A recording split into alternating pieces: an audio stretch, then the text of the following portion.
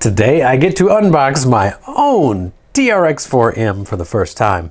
We have played with them already in the past, but it wasn't mine, so here we go. As any person needs, a nice bottle opener. Salud. We're going to use that to open this Traxxas factory seal. Big thanks to local Traxxas supplier F&A Cycles. They're a motorcycle shop and they're a hobby shop.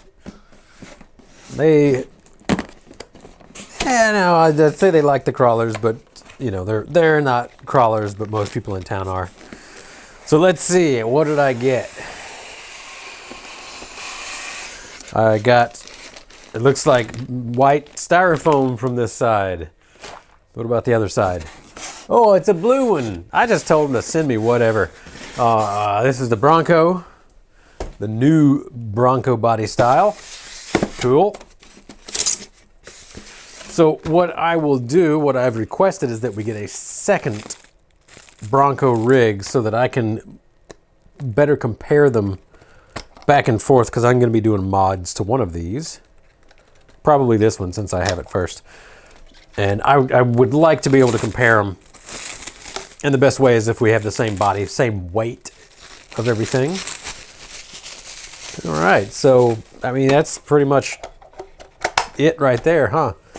We're gonna pop some batteries in this. How many do we need? We need 4 AA's. Good old Duracell. Ah, good old Duracell. There we go. Were these totally shot batteries? Where's our on-off switch? Come on, you gotta have one. There it is. Hey, it turns on. These are good enough for today. All right, we'll take this body back off. Need to figure out the easy way. That seems easy enough. And then for now, we'll just use this 750 milliamp hour stock battery. It'll be just fine.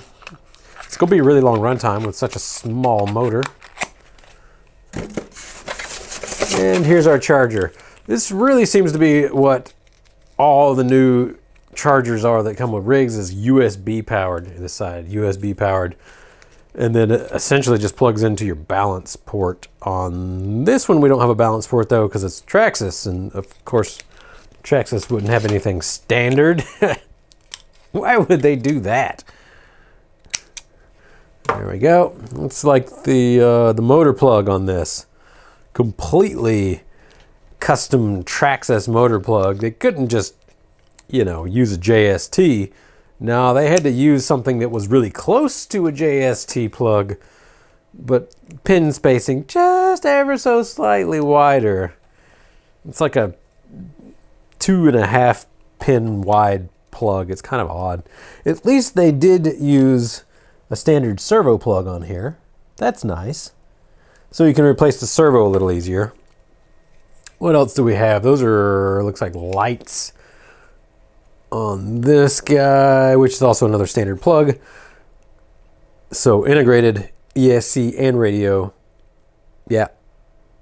There we go. And it looks like battery plug in is on and unplug it is off. So there's no on-off switch on this rig, which I really like that. I wish more rigs would not come with an on-off switch. We don't need them. They fail. In a crawler, they fail very readily. So we're going to do exactly what they recommend us to do, which is to just plug it in and go. They totally didn't tell us that we need to charge this battery before using. I'm sure that's exactly what those little warning stickers that I cut off were telling us. All right, this turns on.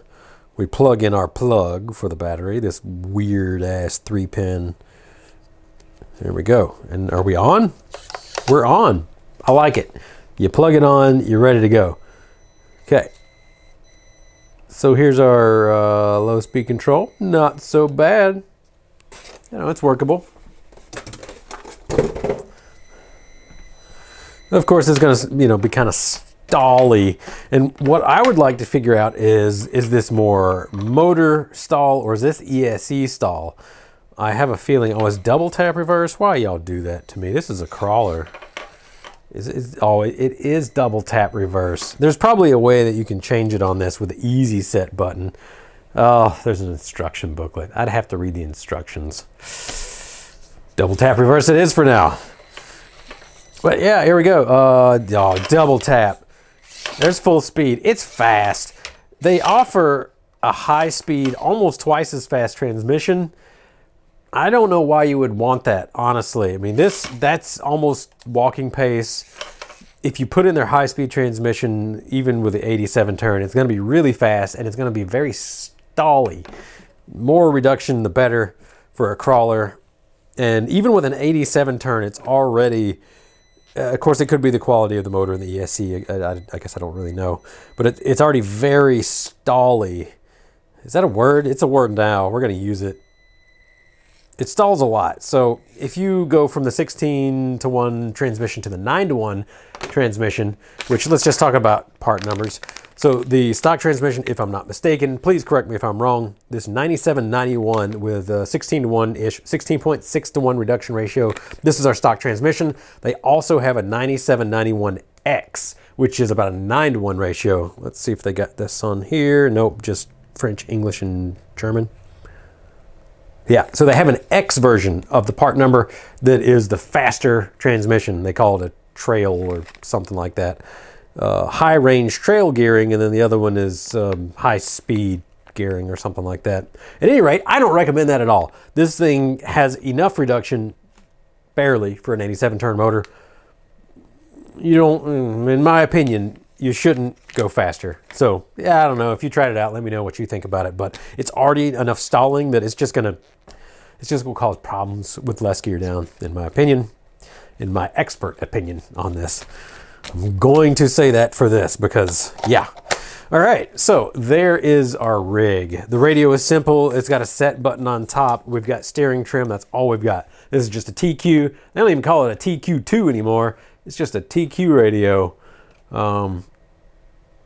Yeah, real simple, nothing to it, just on-off switch and our steering trim. So we get nothing. We get no fanciness. So I did notice that there was a bunch of accessories from Traxxas. I got this extra transmission so we could do a video on swapping out the motor really easily.